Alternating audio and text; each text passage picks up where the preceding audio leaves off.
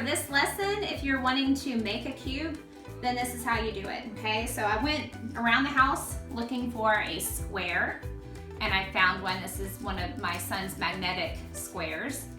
And so I'm gonna use this to make a cube. All right, so you're gonna put that down a little bit away from the edge, just a smidge away from the edge, maybe about the length of one of your fingernails should be enough, okay? So you're gonna take a pen or pencil and you're going to just mark the square like that, okay?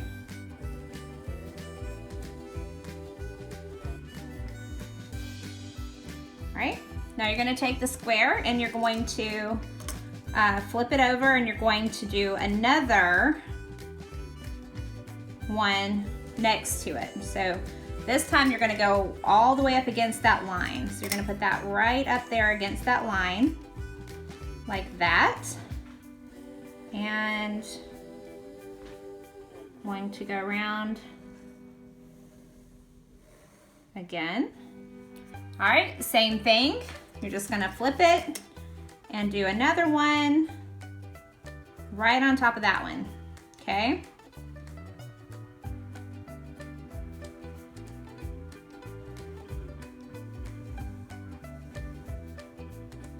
Okay, and then one more, okay? So one more right there. As far as going this way. So right up to that line and then trace around it.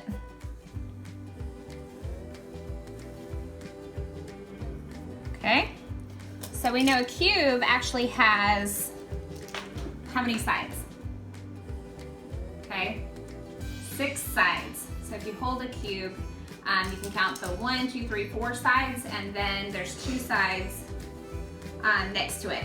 So what we're gonna do is we're gonna put, instead of putting it right here, we're gonna put them, you can put it on either this block next to this block or next to this block. So just choose one of those. You're gonna put your square right up next to it and you're going to trace around it.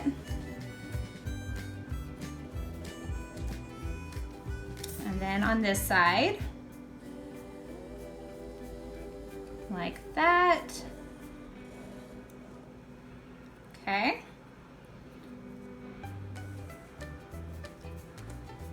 So now I have a little template for the cube. Since we're gonna be cutting this out and taping or gluing it, we also need to create little tabs so when we cut them out, we can glue or tape those to the sides. So we'll do a little tab here and here. They don't have to be perfect because you're gonna just fold those. Here, I'll do one here. Actually, I'll do one down here because I have more space.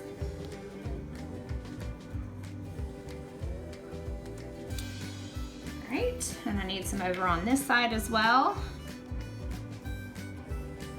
And those don't have to be beautiful.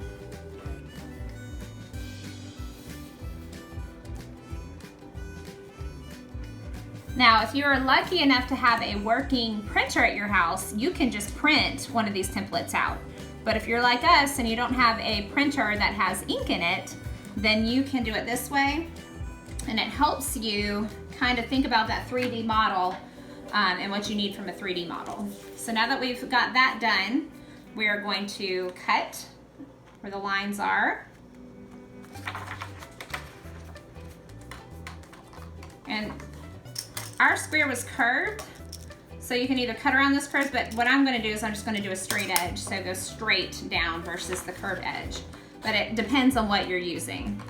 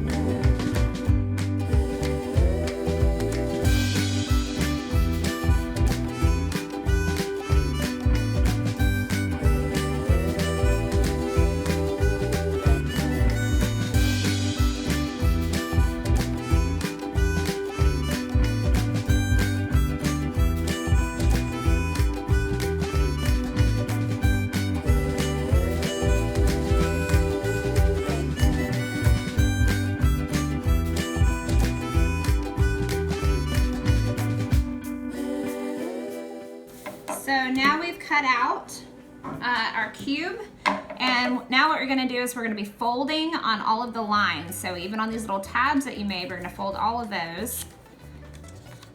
Okay. I like a nice clean fold, so I use my nails like that.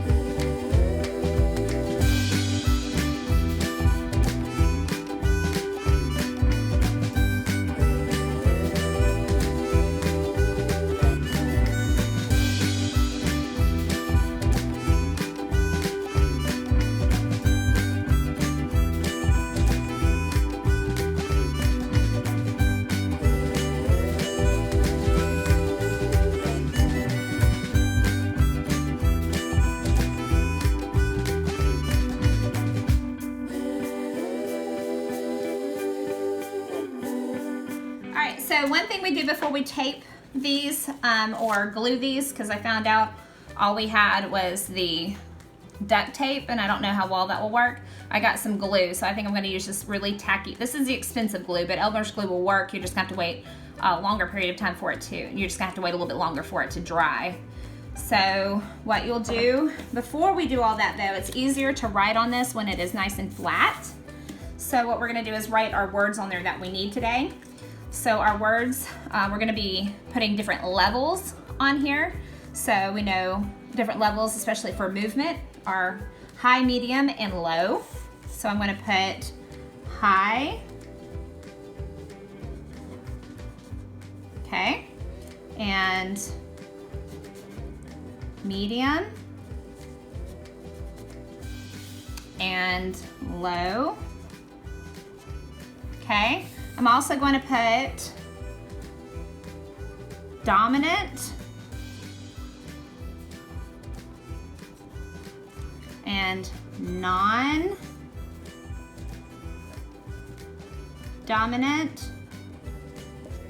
Okay, so dominant, non-dominant. And then I'm going to put crossover on here as well.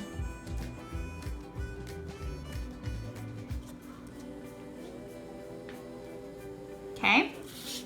So you'll see all of that on there. Levels, high, medium, low. You've got non-dominant or dominant. We've got, and then the crossover down here.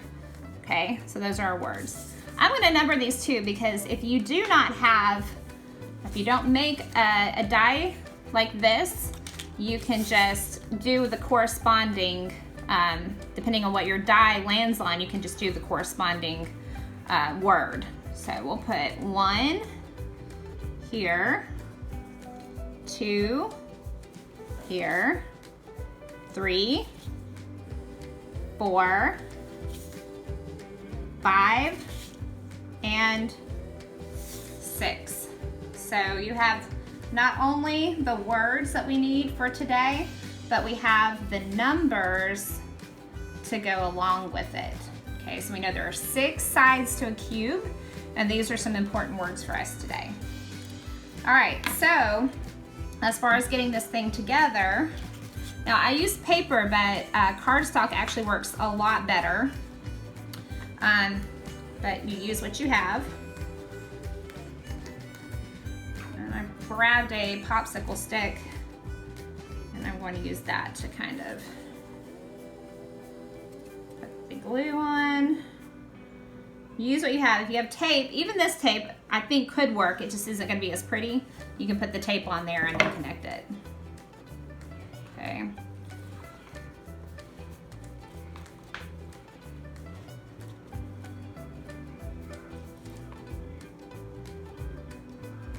For those of you who are perfectionists, this method is going to drive you crazy. And my apologies for that. Because I used to be like that. and I still am with certain things.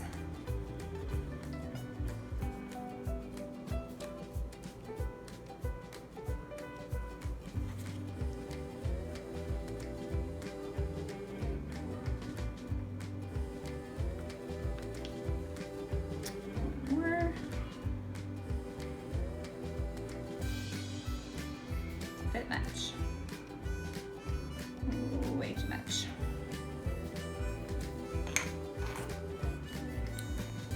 Okay, so up, up, and then up on the sides.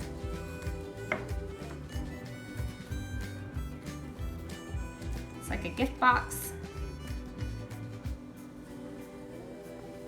Okay, so you get that, and you just have the open top. Close those like that. You can also get it to this point to put the tape in there. So if you're using tape instead of glue. Remember, Elmer's glue is a little bit more frustrating. This glue is very tacky, so it sticks a little bit better. Okay, so the Elmer's glue will take just a little bit more patience and a little bit more time to dry. Okay, so now what we're gonna do, this is the tricky part. Put that there, kind of pinch it.